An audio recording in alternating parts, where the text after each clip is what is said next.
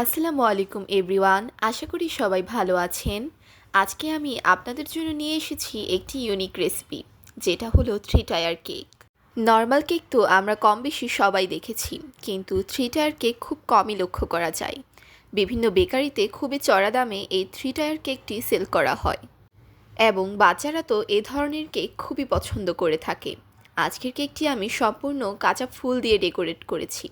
আমি চেষ্টা করেছি এই একটি ভিডিওতেই ফুল কেক বেকিং এবং ফুল ডেকোরেশন দেখিয়ে দিতে। আশা করছি আপনারা না টেনে পুরো ভিডিওটা দেখবেন। তো চলুন আর কথা না বাড়িয়ে আমাদের আজকের ভিডিও শুরু করা যাক। সর্বপ্রথম এখানে আমি 9টি ডিম ভেঙে এর কুসুমগুলো আলাদা করে নিয়েছি।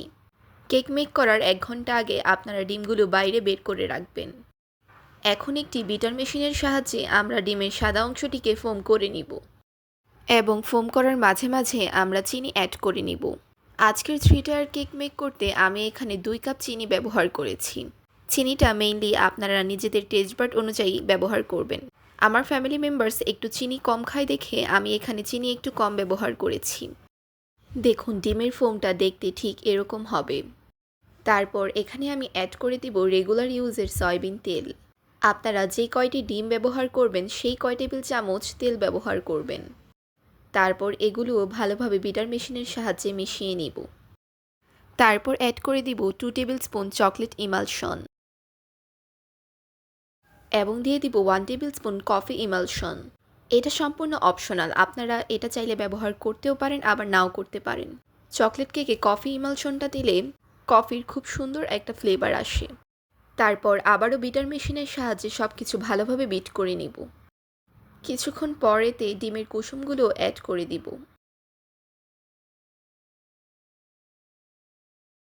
এবার আমরা কেকের জন্য শুকনো উপকরণগুলো চেলে নিব। প্রথমেই দিয়ে দিচ্ছি 2 টেবিল স্পুন কর্নফ্লাওয়ার, দিয়ে দিচ্ছি 2 table spoon baking powder, 1 table spoon baking soda. এখন সব কিছু ভালোভাবে চেলে নিব। এবার একটি হ্যান্ড উইক্সের সাহায্যে সব কিছু আলতো হাতে মিশিয়ে নিব। এবার দিয়ে দিব 3 টেবিল স্পুন কোকো পাউডার। আমি এখানে মালয়েশিয়া ব্র্যান্ডের কোকো পাউডারটা ব্যবহার করেছি। পারফেক্ট একটা চকলেট কেক মেক করতে আমাদের অবশ্যই ভালো কোকো পাউডার ব্যবহার করতে হবে। তো আপনারা অবশ্যই চেষ্টা করবেন যে কোনো একটি ভালো ব্র্যান্ডের কোকো পাউডার ইউজ করতে। এখন এটিও একটি হ্যান্ড উইক্সের সাহায্যে আলতো হাতে মিশিয়ে নিতে হবে। এ পর্যায়ে আমাদের বিটার মেশিন ব্যবহার করা যাবে না, তাহলে ডিমের ফোমটি নষ্ট হয়ে যাবে। এবার আমি ময়দা চেলে নিব। থ্রি টায়ার কেকের জন্য এখানে আমি 2 কাপ ময়দা ব্যবহার করেছি। ময়দাটা আমাদের অল্প করে চেলে চেলে অ্যাড করতে হবে। একসাথে বেশি ময়দা অ্যাড করলে দলা পেকে যাবে। তারপর আমরা মাঝে অ্যাড করে দিচ্ছি 1 কাপ দুধ। এটা ব্যবহার করেছি যেন আমরা ময়দাটা কেকের ব্যাটারের সাথে খুব তাড়াতাড়ি মেশাতে পারি। দুধটা সম্পূর্ণ অপশনাল, এটি চাইলে আপনারা ব্যবহার করতেও পারেন আবার নাও করতে পারেন, কিন্তু সবগুলো শুকনো উপকরণ অবশ্যই আমাদের চেলে ব্যবহার করতে হবে। দেখুন, এখানে আমাদের ব্যাটারটি রেডি হয়ে গিয়েছে, এবং ব্যাটারের কনসিস্টেন্সিটা ঠিক এরকম হবে।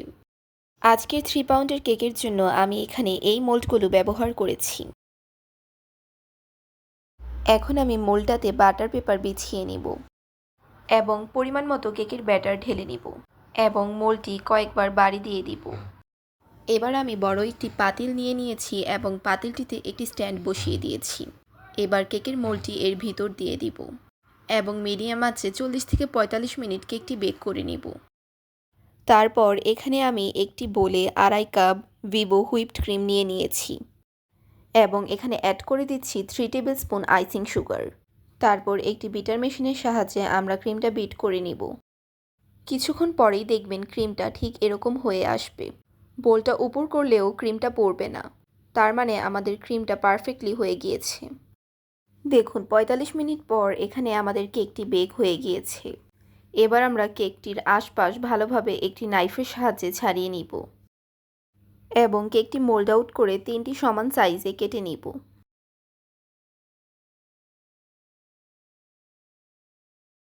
এখন আমি কেকের প্রথম স্লাইসের মধ্যে সুগার সিরাপ দিয়ে দিব।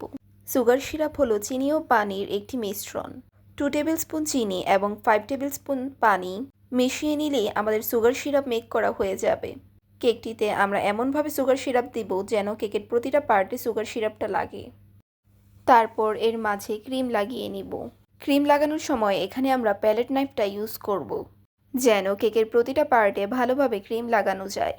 এভাবে আমি কেকের প্রতিটা পার্টে ক্রিম দিয়ে কেকটি ফুল ক্রাম কোট করে 30 মিনিটের জন্য ফ্রিজে রেখে দিয়েছিলাম। এখন এখানে আমি একটি বাটিতে ক্রিম নিয়ে এতে অল্প কিছুটা পিঙ্ক কালার অ্যাড করে নিয়েছিলাম। এবার একটি প্যালেট নাইফের সাহায্যে ভিডিওতে দেখানো নিয়মানুসারে আমরা কেকটা ডেকোরেট করে নিব।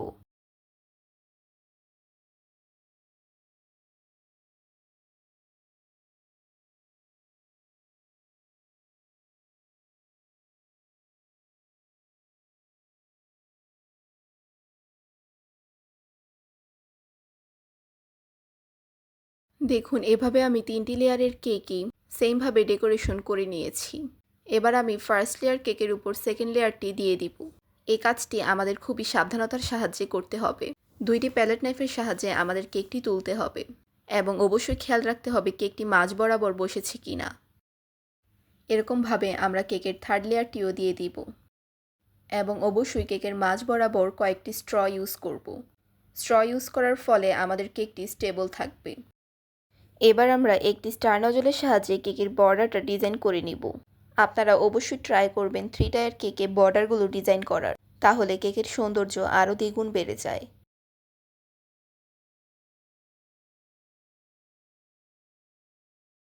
এবার আমি কেকটি কয়েকটি কাঁচা ফুল দিয়ে ডেকোরেট করে নিব। এখানে আমি বিভিন্ন ধরনের ফুল ব্যবহার করেছি। আপনারা এখানে নিজেদের পছন্দ মতো যে কোনো ফুল ব্যবহার করে কেকটি ডেকোরেশন করে নেবেন। অবশ্যই ট্রাই করবেন আর্টিফিশিয়াল ফ্লাওয়ার ব্যবহার না করে রিয়েল ফ্লাওয়ার ব্যবহার করার জন্য।